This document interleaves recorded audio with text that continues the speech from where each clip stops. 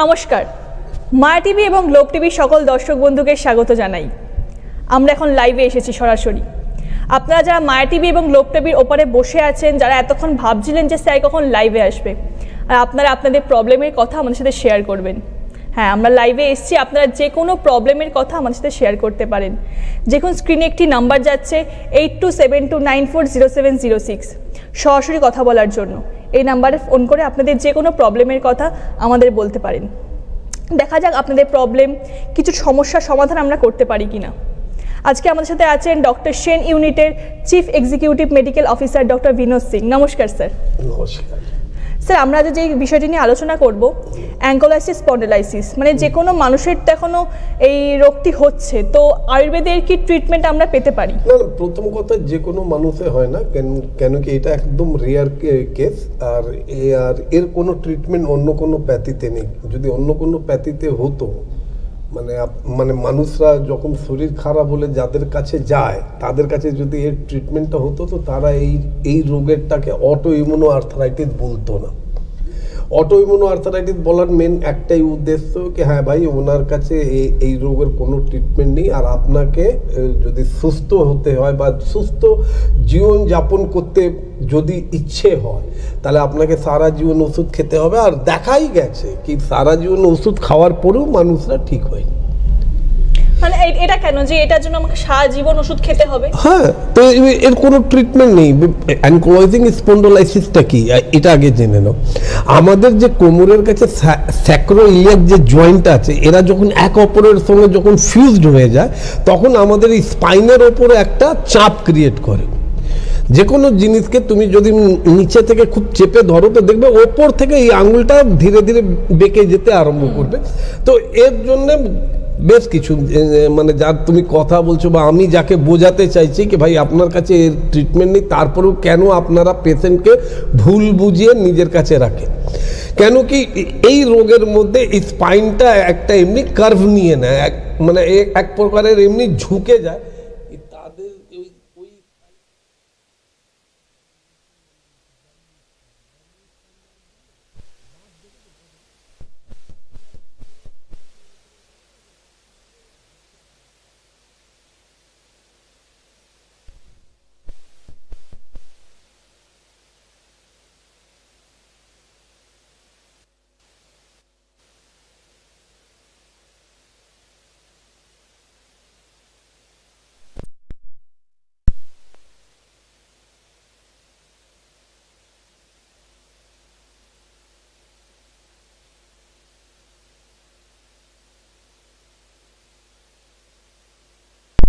খুব সুন্দরভাবে আমি বলি, কিন্তু হ্যাঁ আয়ুর্বেদের মধ্যে আছে। এবার লোকরা অনেক কিছু বলে, অনেক লোকরা টিভিতে প্রোগ্রাম করে বলে কি হ্যাঁ আমি অ্যাঙ্কোলাইজিং স্পন্ডোলাইসিসের রুগীকে ভালো করেছি। আমি তাদেরকে বলছি, দয়া করে অ্যাঙ্কোলাইজিং স্পন্ডোলাইসিসে আয়ুর্বেদের মধ্যে কি নামে জানা যায় বলতে পারবেন আপনারা? এটা আমরাও জানি না স্যার, আপনি যদি একটু বলেন। একে বলা হয় অস্থি মজ্জাগত বাত। মানে অস্থি মজ্জাগত বাত, এটা এক প্রকার যেখানে আমাদের আয়ুর্বেদের মধ্যে আর্থারাইটিস বাত রোগকে মোর দেন 200 বাত রোগের সম্পর্কে বলা আছে।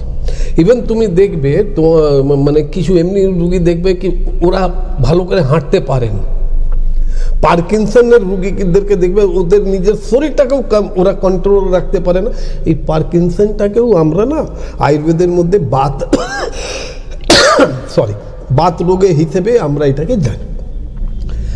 আর এটা কেন বলছি, কিসের জন্য বলছি, আপনারা নিজেই এই প্রোগ্রামটা খুব মনোযোগ দিয়ে দেখুন। অনেক কিছুই বলবো। এই অস্থি মজ্জাগত অ্যাঙ্কোলাইজিং স্পন্ডোলাইসিসের সম্পর্কে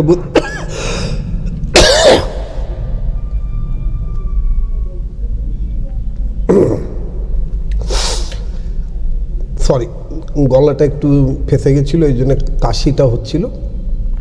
তো আপনাদেরকে আমি এটাই খালি জানাতে চাইছি যে অ্যাঙ্কোলাইজিং স্পন্ডোলাইসিস যে রোগটা, এটা এক প্রকারের বাত। এর মধ্যে আমাদের মানে স্যাক্রোইলিয়াক জয়েন্ট মানে ফিউজড হয়ে যায়, যার জন্য স্পাইনের উপরে একটা চাপ ক্রিয়েট হয়, যার থেকে আমাদের একে আমরা আরও একটা নাম দিয়ে বলি, মানে আমাদের আয়ুর্বেদের মধ্যে অস্থি মজ্জা গত বাত ছাড়াও একে স্তম্ভন বাত, স্তম্ভন মানে বোঝো তো, ফিক্সড, মানে আপনি ঘুরতে পারবেন না। আমরা যেমনি নিজের কোমর ঘুরিয়ে রাখি, ঘাটটা আমরা যেমনি ঘুরিয়ে থাকি, আবার পেছনে তাকাতে গেলে আমরা নিজের শরীরটাকে ঘুরিয়ে আমরা পেছনে দেখি, বসতে গেলে আমরা নিজে থেকে মানে ঝুঁকে আমরা বসে যাই, উঠতে গেলে আমরা নিজে থেকে উঠি। কিন্তু যখনই এই রোগটা আপনাদেরকে অ্যাটাক করবে আপনি কিছুই করতে পারবেন না,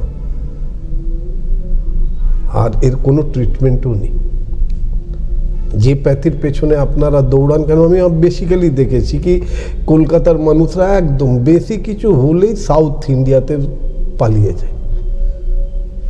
ওরা তারাই পালায় যারা সরকারি কর্মচারীরা, কেন পয়সা তো লাগার ব্যাপার নেই, সরকার দেবে, ঠিক আছে যান না, আপনাকে সরকার দেবে, সেন্ট্রাল গভর্নমেন্ট দেবে, স্টেট গভর্নমেন্ট দেবে, কিন্তু ওইখানে গিয়ে কোনো লাভ হয়?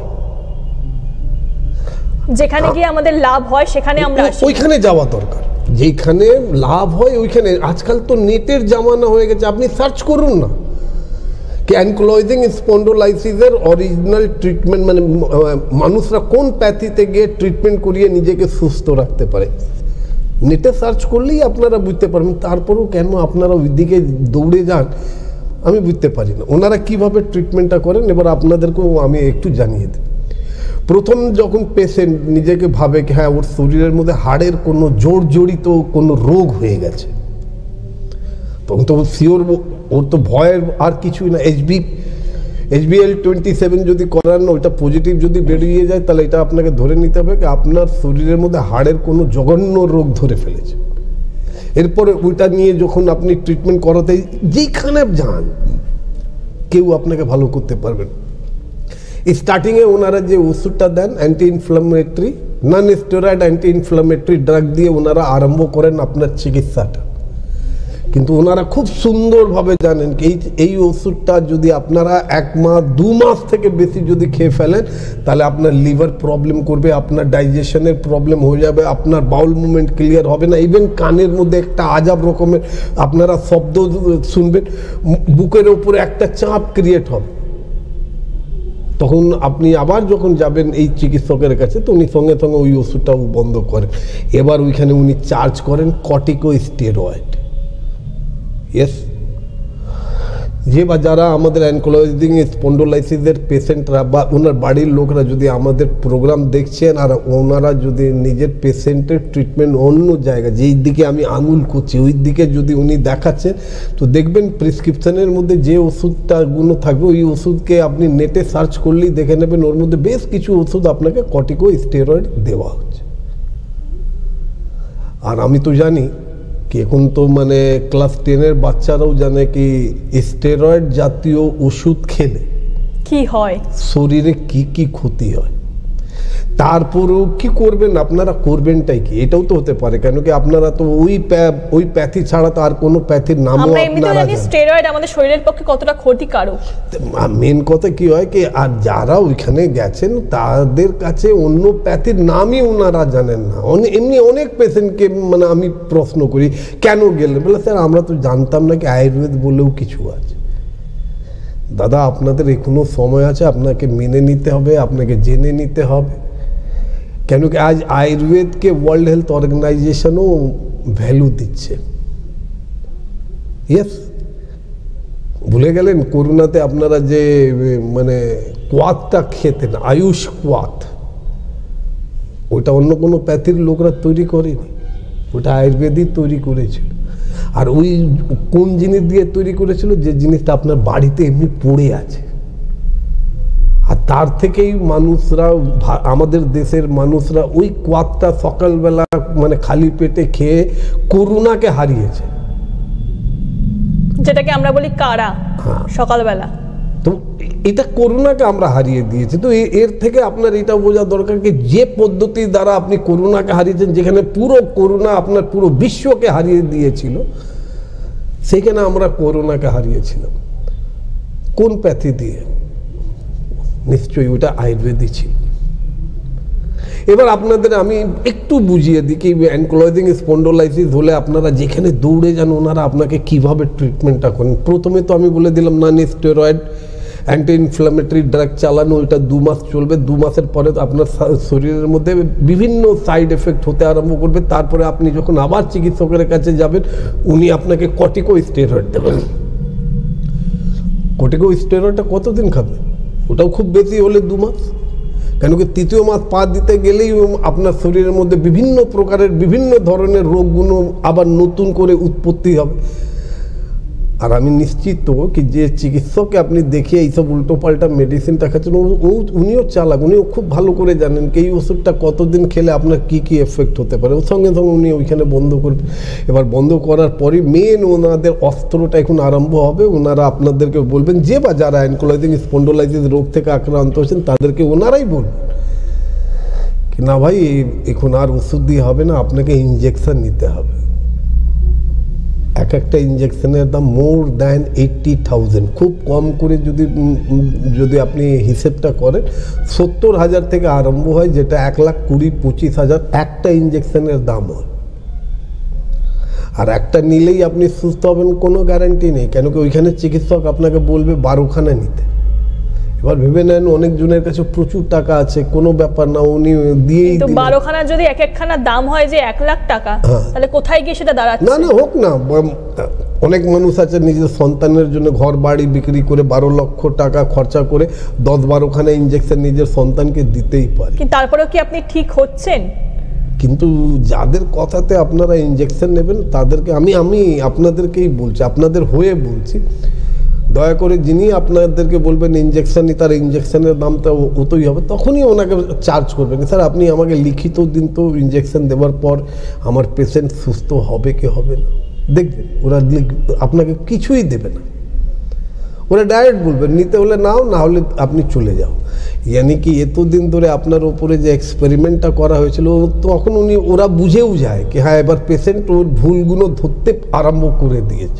এই জন্য ওরা ডাইরেক্ট আপনাকে বলবে না ভাই এর ছাড়া আর কোনো ট্রিটমেন্ট নেই, আর নিতে হলে নাও, না হলে যাও। বেশ কিছু মানুষদেরকে এটাও আমি দেখেছি কি তারা ইঞ্জেকশনও নিয়েছে, বেশ কিছু মানুষকে আমরা এটাও দেখেছি তারা ইঞ্জেকশনও নিয়েছে, 8টা 9টা 10টা মতন নিয়েছে, রেজাল্ট 0, কিছু নেই। হ্যাঁ কিছুদিন অবধি উনি সুস্থ থাকেন, কিছুদিন অবধি খুব সুন্দরভাবে কাজ করেন, কিন্তু আবার যেই কেসে পুরো বডিটাই স্তম্ভ। আমি আপনাদেরকে বলেছিলাম না কি অ্যানকোলজিং স্পন্ডোলাইটিসকে আয়ুর্বেদের মধ্যে বেশ কিছু জায়গাতে অস্তম্ভবাদ, মানে পুরো বডিটাই শক্ত ফিক্সড হয়ে গেল, নড়তে পারছেন না, ঘাড় ঘোরাতে পারছেন না, কোমর ঘোরাতে পারছেন না, কিছুই করতে পারছেন না। বসে গেছেন, বসে গিয়ে উঠতে পারছেন না, আর যদি দাঁড়িয়ে আছেন তো দাঁড়িয়ে আপনি বসতে পারছেন না। চ্যাংডোলা করে আপনাকে ঘুম পাড়ানো হবে, খাটের উপরে তো আপনি শুতেও পারবেন, আবার খাটের উপরে যদি শুয়ে যান তো আপনাকে তুলতে গেলে আবার চ্যাংডোলা করে আপনাকে দাঁড় করাতে হবে, আপনি নিজে থেকে কিছু করতে পারবেন না। এটাই হচ্ছে ওনাদের ট্রিটমেন্ট। আর আপনারা তাই জন্য আপনারাও তাদের পেছনে দৌড়েন। বেশ কিছু মানুষরা তো সাউথ ইন্ডিয়া ঘোরার জন্যে মানে কোনো রোগ হলেই সঙ্গী হয়ে চলে যায়। আরে মানুষটা ভুগছে, মানুষের রোগ হয়েছে, ওকে এমনি জায়গা নিয়ে যান যেখানে ওই মানুষটা মানে নিজে থেকে নিজেকে কনভিন্স করবে কি না ও সঠিক জায়গাতে এসেছে, ও ভালো হয়েছে। আমরা এটা বলি না কি অ্যানকোলজিং স্পন্ডোলাইটিস পেশেন্টকে আমরা 100% কিওর করে দেবো, কিন্তু এটা আমরা বলি কি হ্যাঁ ইয়াস এমনি তো আমরা করেই দিতে পারি কি ওনার কোনো হেল্পের প্রয়োজন পড়বে না, কারোর হেল্পের প্রয়োজন পড়বে না, উনি নিজের কাজ নিজেই হিসেবে করতে পারেন। সবসময় মনে রাখবেন বাতজনিত রোগ যদি আমাদের শরীরের মধ্যে হয় তো আমাদের প্রথম দরকার এটাই কি ওই সব জিনিস সেবন করা যার থেকে আমার শরীরের মধ্যে বায়ু প্রকোপিত না হয়, আর যে বায়ু প্রকোপিত হয়ে গেছে ওটাকে শমন করা, মানে একদম ব্যালেন্স করে দেব। এটাই তো আয়ুর্বেদ বলে। সুন্দরভাবে আপনাকে শোনালাম, যদি বিশ্বাস না হয় আপনারাও দেখবেন আপনাদের জানাশোনার মধ্যে বা আপনাদের রিলেটিভের মধ্যে এমনি কোনো লোক হবে যার কোমরে ব্যথা, পিঠে ব্যথা, ঘাড়ে ব্যথা। ওকে আপনি যখনই প্রশ্ন করবেন ভাই তোমার পেট পরিষ্কার, ও ডাইরেক্ট বলে দেবে না আমার পেট পরিষ্কার হয় না। তো ব্যথাটা কেন হলো? পেট পরিষ্কার যদি না হয় তো পেটের মধ্যে বায়ু তৈরি হবে বেশি বায়ু যদি তৈরি হয়ে যায় তো প্রকোপিত হবে, মানে রেগে যাবে, মানে অনেক বায়ু হয়ে গেছে। এবার ওরা যখনই মানে রেগে যাবে তখন আপনার শরীরের মধ্যে ওরা বুঝিয়ে দেবে ইয়েস ওরা রেগে আছে, এই জন্য আপনার পুরো শরীরে ব্যথা বেদনা যন্ত্রণা। যেসব মানুষরা এটা কমপ্লেন করেন কি আমার শরীরের মধ্যে মানে 24 ঘন্টা ব্যথা থাকে স্যার, আমি হাত তুলতে পারি না, কোমর ঘোরাতে পারি না, সারা সময় আমার গায়ে ব্যথা থাকে, তাদেরকে একটাই কথা বলবো, দয়া করে নিজের পেটটা পরিষ্কার আপনারা রাখুন। দেখবেন পেট পরিষ্কার হলে নিয়ার অ্যাবাউট 30% ব্যথা বেদনা যন্ত্রণা তো আপনার এমনি চলে যাবে, ওর জন্য কোনো ওষুধের প্রয়োজন হবে না। ওর এরপরে যে ব্যথা বেদনা যন্ত্রণাটা থাকবে ওটা আপনি সহ্যও করতে পারেন, আর আমাদের মেডিসিন খেয়ে নিজেকে খুব তাড়াতাড়ি আপনারা সুস্থ করতে পারেন। এবারে এসে গেলাম অ্যানকোলজিং স্পন্ডোলাইসিসের মানে ওই থার্ড ফেজে, মানে যেখানে ইনজেকশন নিয়ে কথা হয়েছিল। এবার ইনজেকশন যখন আপনি নিয়ে নিলেন তারপরেও আপনি দেখলেন কি আপনার পেশেন্ট সুস্থ হচ্ছে না, এই কথাটা যখনই আপনি এবার চিকিৎসককে বলতে যাবেন ওখানে চিকিৎসক কিছু আরও বলবো, তার আগে ফোনটা তুলে দিই। হ্যালো হ্যালো, হ্যাঁ নমস্কার, হ্যাঁ লাইভ প্রোগ্রাম হচ্ছে। নমস্কার, কে বলছেন? নমস্কার, আমি চিত্তরঞ্জন থেকে বলছি। আপনার নামটা বলবেন একটু? লীনা দে, আমি স্যারের পুরনো পেশেন্ট। ওকে, আপনার প্রবলেমটা বলুন এবার। হ্যাঁ, আমি হাঁটু ব্যথা আর পায়ের ব্যথা যেন দেখিয়েছিলাম স্যারকে। স্যার বলেছিলেন যে 15 দিন পর জানাতে। আবার আগের মাসে আমার সাথে ভিডিও কলে কথা হয়েছিল, তার 15 দিন পর জানাতে বলছিলেন, কিন্তু স্যারের সাথে আমি যোগাযোগ করতে পারিনি। স্যার লাইভ প্রোগ্রামে যেহেতু পুরোনো পেশেন্টের সাথে কথা বলতে আলাদা করে মানে কথা বলতে অন্য পেশেন্টের ডিস্টার্ব হবে, সেই জন্য স্যার বলেছিলেন আলাদা করে স্যারকে ফোন করি। তো ফোন করেছিলাম, হেল্প পাইনি, কিন্তু স্যারের সাথে যোগাযোগ করতে পারিনি। আচ্ছা, আজকে লাইভ দেখে আমি বাধ্য হয়ে ফোন করছি। তা বলুন আপনার প্রবলেমের কথাটা এবার বলুন। হ্যাঁ স্যার, ওষুধ তো খাচ্ছি, কিছু কিছু ওষুধ তো 1 মাসের দেখলাম রয়েছে, আর কিছু কিছু ওষুধ তো 15 দিন খেলাম, কিন্তু স্যার হাঁটু ব্যথাটা তো কমছে না, মানে এখনো ভার হয়ে আছে। না, হাঁটু ব্যথাটা আগের মতনই আছে না আগে থেকে কিছু কমেছে? আগে থেকে একটু কমেছে, আর কোনো কোনো দিন এত বাড়ছে, ঠান্ডাটা বাড়ছে, হাঁটু ব্যথাটা। দেখুন আপনাকে আমি সিম্পল কথা বলে দিই, এই ঠান্ডার জন্য প্রত্যেক মানে আমাদেরও মানে চেম্বারের মধ্যে পেশেন্টের উপচো ভিড় এসে হচ্ছে, কেন কি যারাই সুস্থ ছিল এই ঠান্ডার জন্য, এক্সেসিভ ঠান্ডার জন্য, আর আপনি তো চিত্তরঞ্জনে থাকেন ওখানে তো আরো বেশি ঠান্ডা, এই এক্সেসিভ, হ্যাঁ, আর তার মধ্যে একটু হাওয়া চলছে, এই হাওয়া চললেই আর এই ঠান্ডাটা থাকলে আপনার যে ব্যথাটা অনেক কমে গেছিল ওই ব্যথাটা আবার বাড়তে পারে। এই জন্য আমি আপনাকে একটাই কথা বলবো, চেষ্টা করবেন নিজেকে গরম রাখতে, মানে যে রুমে আছেন ওইখানে একটু রুম হিটার যদি আপনার বাড়িতে থাকে it is well and good, আর না হলে ক্রেপ ব্যান্ডেজ, না হলে নি ক্যাপ, মানে হাঁটুতে একটা ক্যাপ পাওয়া যায়, নি ক্যাপ, আর না হলে ক্রেপ ব্যান্ডেজ। আমি হ্যাঁ, যেটা আপনাকে আমি বাম এবং তেলটা যেটা আমরা আপনাকে পাঠিয়েছি একসঙ্গে মিশিয়ে 2 হাঁটুতে লাগিয়ে একটু দেখবেন আপনার আসানসোলে স্টেশনের আশেপাশে বা আসানসোল শহরের মধ্যে অনেক ভেরান্ডা গাছ পাবেন। ভেরান্ডা বোঝেন তো? বা ভেরান্ডা গাছ, না হলে আকন্দ গাছ, এই 2 গাছের যে কোনো পাতা নিয়ে একটু মানে তাওয়াতে, যার উপরে আপনারা রুটি করে নোর উপরে রেখে গরম করে নিজের হাঁটুতে রেখে ওটাকে বেঁধে দেবে। আমি আপনাকে কথা দিচ্ছি আপনার যে ব্যথাটা আছে ও ব্যথাটা অনেক কমে যাবে। শুধু বেঁধে দিলেই হবে কি নাকি সেক দিতে হবে? না না, ও তো তেল লাগাবার পরে তো সেক দিয়ে দিলেন, তারপরে ওইটাকেই নিয়ে যদি আমরা হাঁটুতে রেখে ওটাকে আমরা বেঁধে দিই তো আলটিমেটলি তাদের মধ্যে এত জিনিস পাওয়া যায়, মানে তাদের মানে এই ভেরেন্ডা গাছের পাতাতে বা আকন্দর গাছের পাতার মধ্যে এত কিছু পাওয়া যায় যেটা খুব তাড়াতাড়ি আপনার ব্যথাটাকে কমিয়ে দিতে পারে। তা আপনাকে এটাই বলবো কি দেখুন, বেশি ঠান্ডাতে বাইরের দরকার নেই, একটু রোদ নেবেন, ছাদে চলে যাবেন, নাহলে ঘরের বাইরে একটু রোদে বসবেন, কেন কি শীতকালে রোদে বসলে মিনিমাম বিনা পয়সাতে ভিটামিন D3টা আপনি পেয়ে যান। কেন কি সূর্যের সকালবেলা যে রোদ্দুরটা ওর মধ্যে আলফা রেসটা থাকে, যেটা আরো সুন্দরভাবে কাজ করে আমাদের হাড়গুলোকে মজবুত করে। আপনার চিন্তা, হ্যাঁ আপনার চিন্তা করার দরকার নেই, ওষুধ বন্ধ করবেন না। আমার মনে হয় কি আপনি অলরেডি 2 মাস ওষুধ খেয়ে ফেলেছেন, 3য় মাস ওষুধ খেয়ে নিলেই আপনি যত এই ঠান্ডাটা যাবার পরেই আপনি নিজেই আমাকে ফোন করে জানাবেন কি আপনি অনেক সুস্থ হয়ে গেছে। এখন ঠান্ডার সময় তো প্রত্যেকটা মানুষের ব্যথা বেদনা বাড়ে, দাঁড়াতেই পাচ্ছি না স্যার।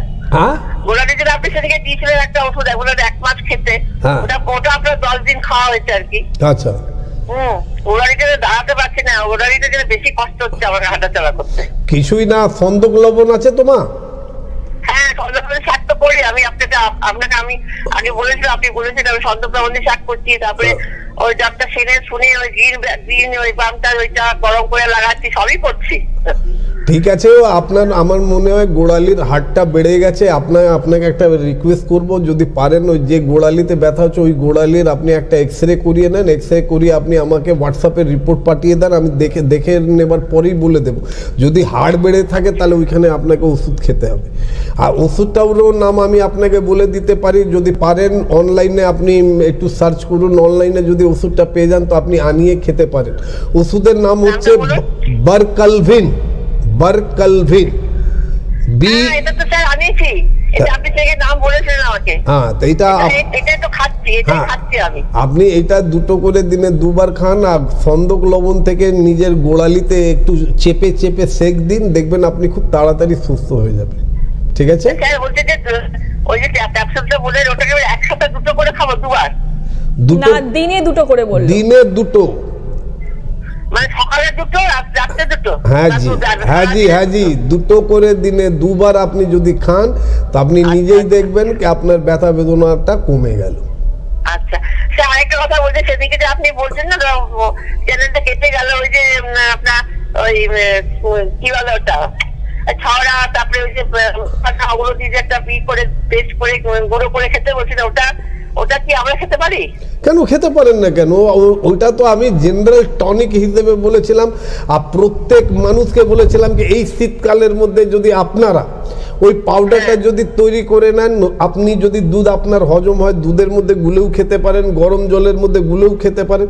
হ্যাঁ, মিষ্টির জন্য ওর মধ্যে চিনি বা সাদা মিশ্রি না, দেখবেন একটা অরিজিনাল মিশ্রি পাওয়া যায় যার মধ্যে সুতো থাকে, ওই মিশ্রি আপনি দিতে পাওয়া যায় না। আপনি ওই মিশ্রিটা না হলে আপনি গুড় দিয়ে আপনি ওই পাউডারটা তৈরি করে নেন। ওর মধ্যে তো আমি আপনাদেরকে বলেইছিলাম কি এই পাউডারটা এই শীতকালের জন্য আপনাদের জন্য, মানে যারাই 50-র ওপরে আর যারাই মানে বাচ্চারা যাদের বয়স মানে ধরুন 10 বছরের কম, 14-15 বছরের মধ্যে আছে, তাদেরকে যদি মানুষরা এই মানে আমার ফর্মুলাটা যদি খাওয়ায় তো উইদিন 7 ডেজ সেই পেশেন্টই আপনাকে বলবে কি না আপনি যা খাইয়েছেন ওর থেকে গায়ে অনেক শক্তি হয়ে গেছে। তা আপনাকে এটাই বলবো কি আপনি যদি প্রোগ্রামটা যদি মনে থাকে বা আপনি নোট যদি করে থাকেন, কেন আমি সব সময় বলি কি আমার প্রোগ্রাম দেখতে হলে নিজের হাতের মধ্যে কাগজ আর পেন নিয়ে বসুন। হ্যাঁ, আমি লিখে নিয়েছি, কিন্তু কিসের জন্য খাবো সেটা আমি শুনতে পাই, তখন আমাদের চ্যানেলটা কেটে গেল। আপনাকে আমি আজকে জিজ্ঞাসা করছি। ঠিক আছে, আপনি ওটা করুন না। হ্যাঁ, একবার খাওয়াও, একবার 2বার খাওয়ার দরকার নেই, না হলে বরদাস্ত করতে পারবেন না। আর রইল আরো তাড়াতাড়ি যদি সুস্থ হতে চান তাহলে আপনারা কলকাতাতে যদি কোনো আত্মীয় স্বজন থাকে তাহলে তার বাড়িতে এসে মিনিমাম, কেন আপনার জানার দরকার কি আমাদের শিশির কুঞ্জে মানে পঞ্চকর্ম ইউনিটটা ফুল ফেদে পঞ্চকর্ম ইউনিটটা চালু হয়ে গেছে, যেখানে উইদাউট এনি মেডিসিন খালি পঞ্চকর্ম থেরাপি দ্বারা মানুষের শরীরে ব্যথা বেদনা যন্ত্রণা বিভিন্ন প্রকারের রোগগুলোকে আমরা নিরাময় করছি। আর আমরা চাই যে বা যারা আমাদের প্রোগ্রাম দেখছে, ইভেন আপনাকেও, আপনি আসানসোল মানে চিত্তরঞ্জন থেকে দেখছে, আপনারও যদি কোনো জানাশোনার লোক যদি কলকাতায় থাকে তো 10 দিনের জন্য কলকাতায় এসে পঞ্চকর্ম থেরাপি নিয়ে সব সময়ের জন্য নিজেকে সুস্থ করে বাড়ি চলে যান। ঠিক আছে, ঠিক আছে। এবার আমি অ্যানকোলজিং স্পন্ডোলাইসিসের মধ্যে আছি।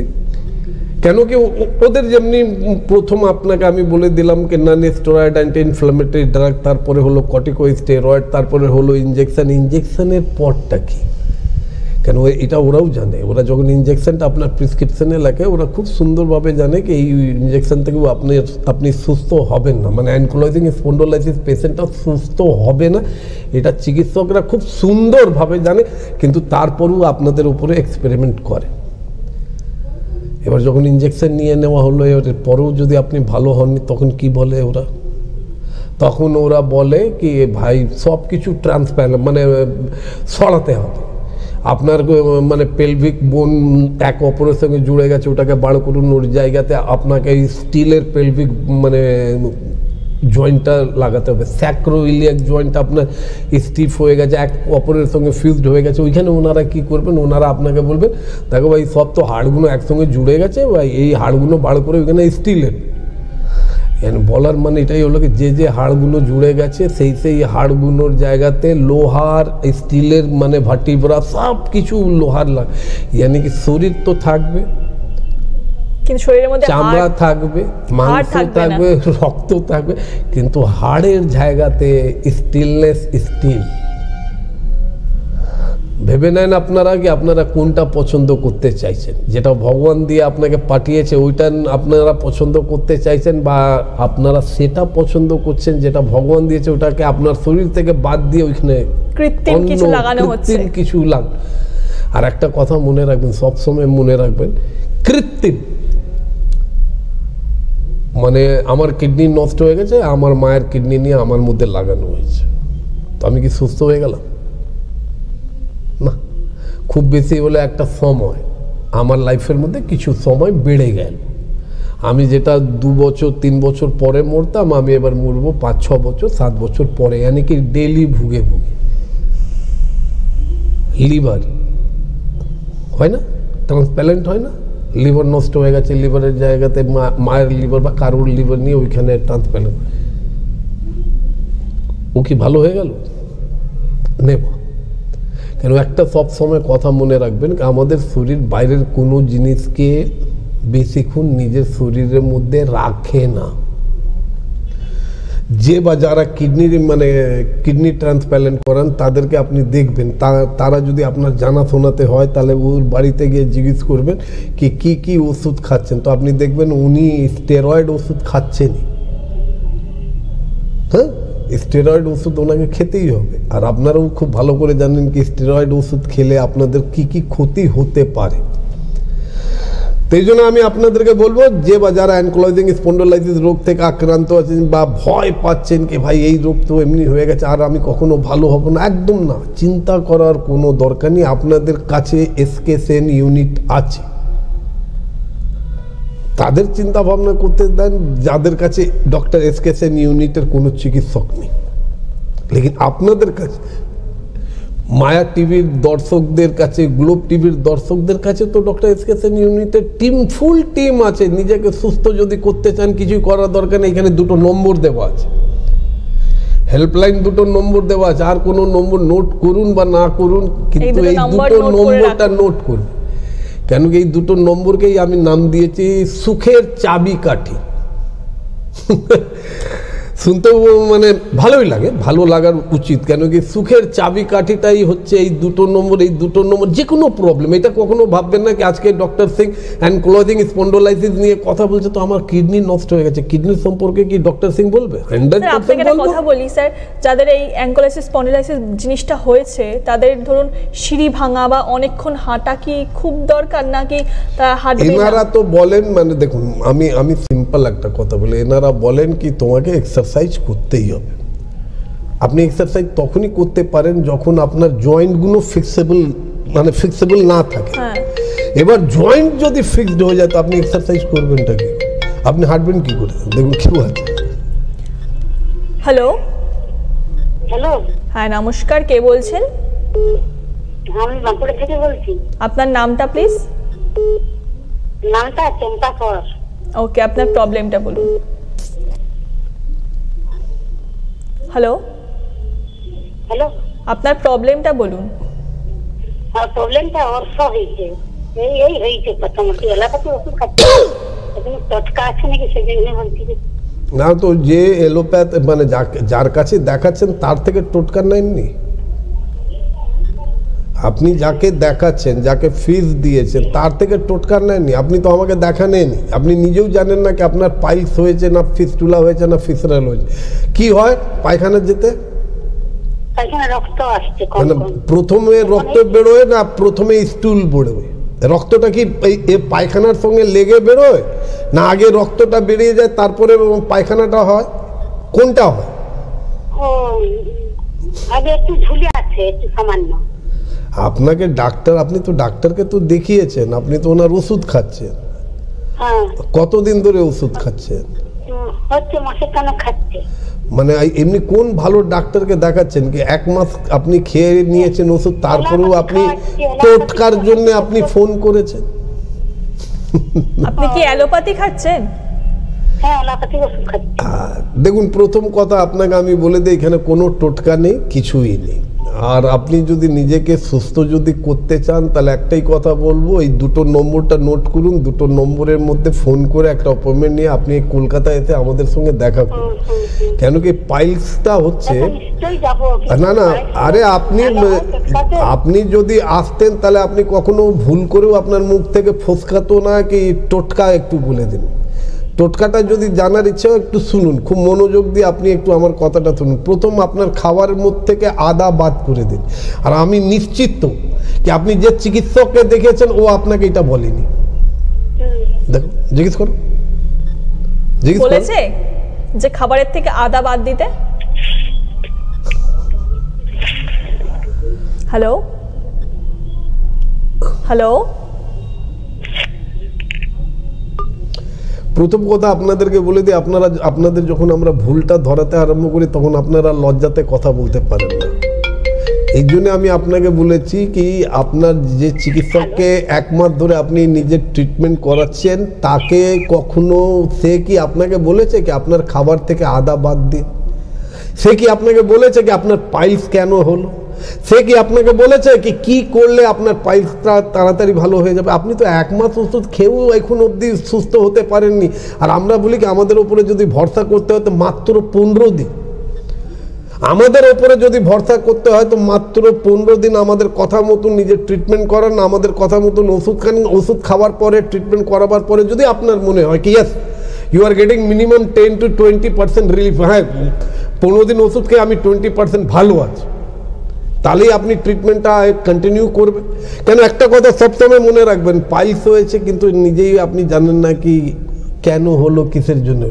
রান্নাটা তো আপনিই করছেন। আপনার পাইলস হয়েছে তাহলে আপনার স্বামীর হয়নি কেন, আপনার বাচ্চাদের হয়নি কেন, ভাবতে হবে। বলবো এর জন্য আপনাকে একটাই, আমাদের সাথে। হ্যালো, নমস্কার স্যার। হ্যাঁ নমস্কার, কে বলছেন, কোথা থেকে বলছেন? আমি সমর্পিতা পাল বলছি পটাশপুর থেকে। স্যার আমি জানতে চাইছিলাম যে স্যার আমাকে খেতে না, সামুদ্রিক মাছ খেতে না বলেছিলেন, মাছ বাদে মাছের ঝোলটা কি খাওয়া যাবে? একদম না। এই কি রে, এই কথা বলে তো আপনি আমার মুখেও জল এনে দিচ্ছেন। দেখুন এমনি বলতে নেই, আমি কেন, আমি খেতে হেভি ভালোবাসি, আর তার মধ্যে ওই সামুদ্রিক মাছগুলো আমি আরও ভালোবাসি। আর আপনাকে যখন বারণ করা হয়েছে তোর ঝোলও খাবেন না, যে মাছটা আপনি রান্না করছেন ওর তো কিছু রস ওই ঝোলের মধ্যে মিশে যাচ্ছে। মা, হ্যাঁ মিশে যাচ্ছে কি না? তা কেন খাবেন?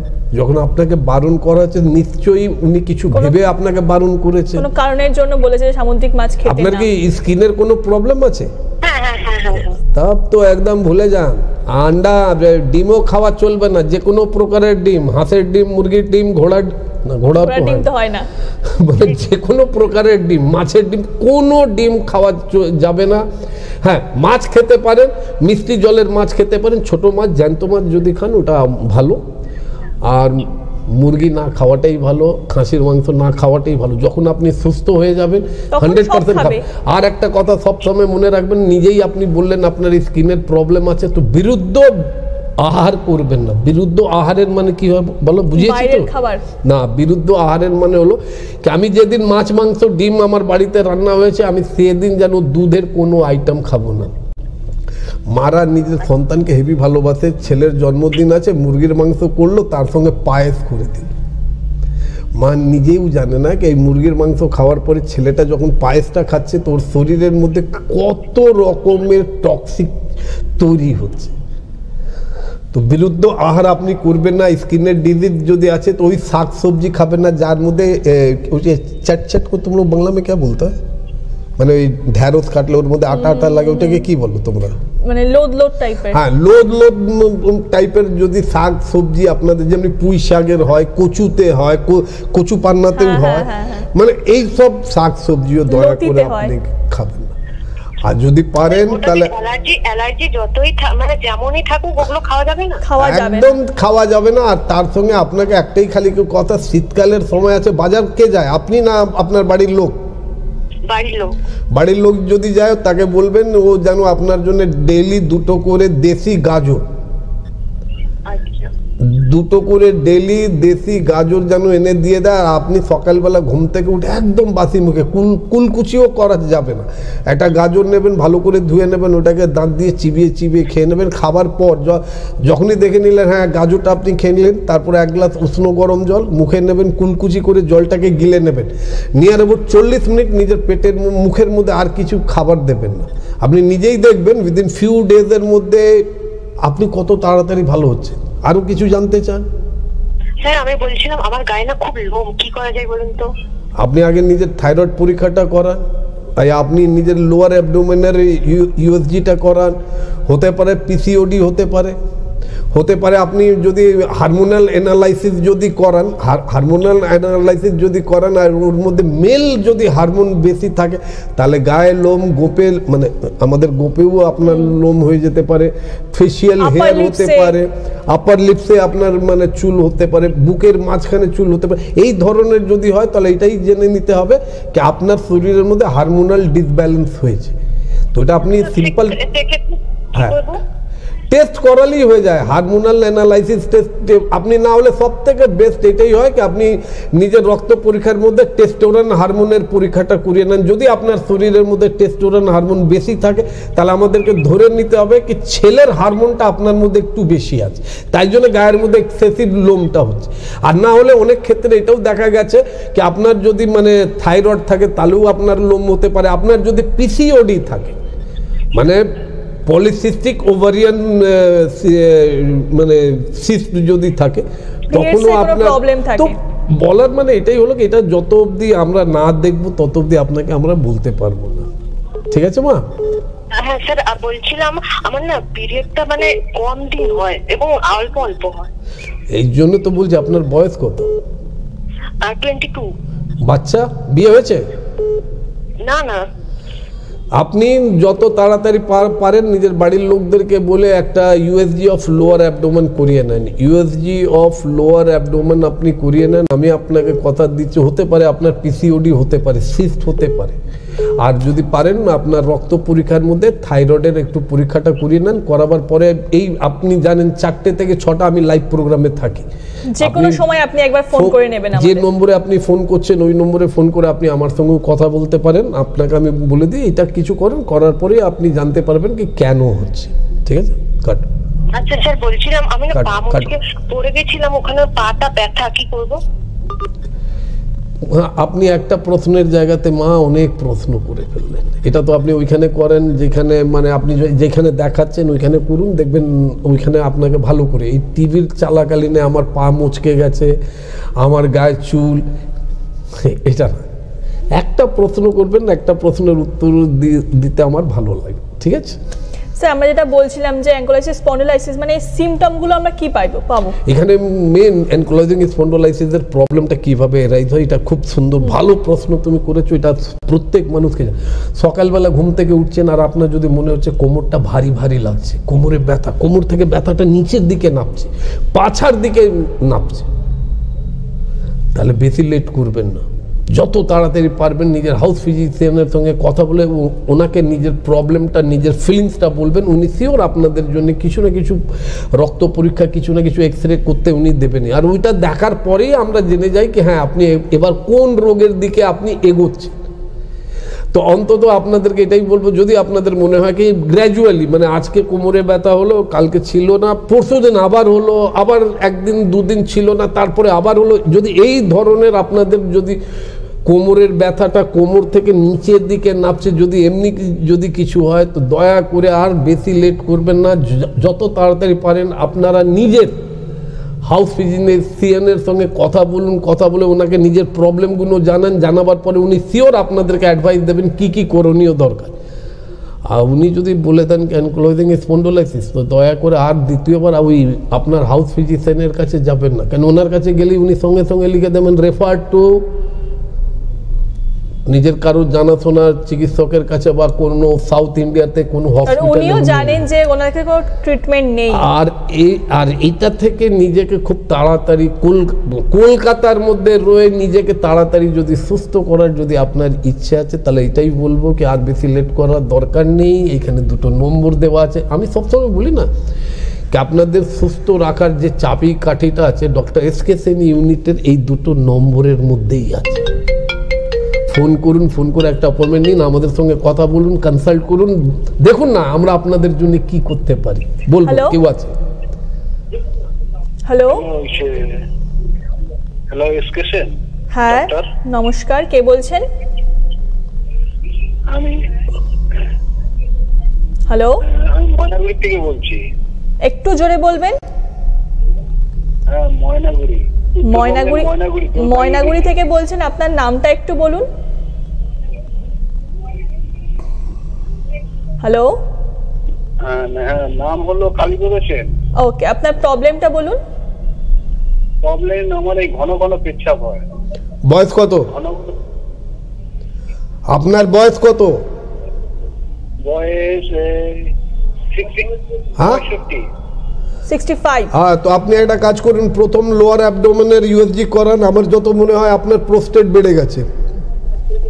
সুগারের পরীক্ষা করান, আমার যত মনে হয়, কেন বেসিক্যালি যাদের সুগার ধরা পড়ে তাদের এই কমপ্লেনটা থাকে, রাত্রিবেলা একটু বেশি পেচ্ছাপ হওয়া। যেসব মানুষরা আজকে আমাদের প্রোগ্রাম দেখছেন তাদের যদি এই কমপ্লেন থাকে রাত্রিবেলা বারবার ঘুম থেকে উঠে পেচ্ছাপ করতে যেতে হয়, আর পেচ্ছাপের ফ্লো আগের মতো নেই, তাহলে আপনাদেরকে বুঝে নিতে হবে কি আপনাদের বয়স যদি 50-এর উপরে হয় তো you are suffering from prostate gland, enlargement of prostate gland. পেচ্ছাপের থলিতে যে আমাদের গ্রন্থিটা থাকে তাকে আমরা বলি প্রোস্টেট, ওইটা যদি বেড়ে যায় তখনও এমনি হবে কি আপনি পুরো পেচ্ছাপ মানে বার করতে পারবেন না, কিছু না কিছু ইউরিনারি ব্ল্যাডারে পেচ্ছাপটা রয়ে যাবে। তো অন্তত কি করতে হবে না ওটা পরের ব্যাপার, আগে এটা জানতে হবে কি আমার কি প্রোস্টেট গ্ল্যান্ডটা বেড়েছে, এটা হলো একটা কথা। দ্বিতীয়, আমার কি সুগার হয়েছে, ব্লাড টেস্ট করালেই আপনারা জানতে পারবেন। আর আপনারা খুব সুন্দরভাবে জানেন, ময়নাগুড়িতে থেকে যারা আমাদের প্রোগ্রাম দেখছেন তাদেরকে একটা কথা আমি জানিয়ে দিই, খুব তাড়াতাড়ি রায়গঞ্জেও আপনারা ডক্টর এসকে সেন ইউনিটের উকিলপাড়া, রায়গঞ্জ উকিলপাড়াতে আপনারা ডক্টর এসকে সেন ইউনিটের টিমটাকে পাচ্ছেন। শিলিগুড়িতে তো আপনারা 100% পান দুদিন। শিলিগুড়িতে আপনারা দুদিন ডক্টর এসকে সেন ইউনিটকে আপনারা পান। সিম্পল দুটো ছোট কাজ করতে হবে, এই দুটো নম্বরের মধ্যে যে কোনো একটা নম্বরে ফোন করতে হবে, ফোন করে একটা অ্যাপয়েন্টমেন্ট নিয়ে আপনি আমাদের সঙ্গে যোগাযোগ করতে পারেন। খুব তাড়াতাড়ি আমরা কুচবিহারেও ওপেন করতে চলেছি। আর আপনারা জানেন কি গুয়াহাটিতে তো আমাদের আছেই, আসামের গুয়াহাটিতে তো আমাদের চেম্বার আছেই, কিন্তু ওর সাথে সাথে গোলাঘাট ডিস্ট্রিক্ট সরু পাথর, গোলাঘাট ডিস্ট্রিক্ট সরু পাথর মানে আপার আসামেও এখন আমরা জানুয়ারি মাস থেকে নতুন চেম্বার ওপেন করতে চলেছি। যে বা যারা ওইখান থেকে ফোন দেখছেন, নর্থ ইস্ট ইন্ডিয়া থেকে যে বা যারা আমাদের প্রোগ্রাম দেখছেন তাদেরকে আমি একটাই কথা বলবো, কলকাতা আসার দরকার নেই, হেল্পলাইনের এই দুটো হেল্পলাইন নম্বরে ফোন করুন, ফোন করে একটা অ্যাপয়েন্টমেন্ট নিয়ে আপনি আমাদের সঙ্গে ওইখানেই দেখা করতে পারেন। কিংবা তো আপনারা জানেন যে প্রত্যেকটা জেলায় এখন ডক্টর সেনের ফুল ইউনিট থাকছে, তো প্রত্যেকটা জিনিস জানার জন্য আপনার মায়া টিভির পর্দায় চোখ রাখতে পারেন। এছাড়া তো আপনারা জানেন যে ডক্টর সেনের ফুল ইউনিট এখন শিলিগুড়িতে প্রত্যেক মাসের বৃহস্পতিবার এবং বুধবার দিন প্রত্যেক মাসে থাকছে, তারা শেষ সপ্তাহে। এবং এছাড়াও আপনারা দেখুন যে যাদের প্রবলেম হচ্ছে যে এই নিয়ে আমরা সমস্যার কথা আমাদের বলবো স্যারকে ফোন করে, তো আপনারা সেই সময় ফোন করুন এবং আমাদের জানান আপনাদের প্রবলেমের কথা। ঘড়ির কাঁটা বলছে আজকে আমাদের হাতে আজ বেশি সময় নেই, আমরা আসবো ঠিক 15 মিনিট পরে আপনাদের জন্য। ততক্ষণের জন্য বিদায়, নমস্কার।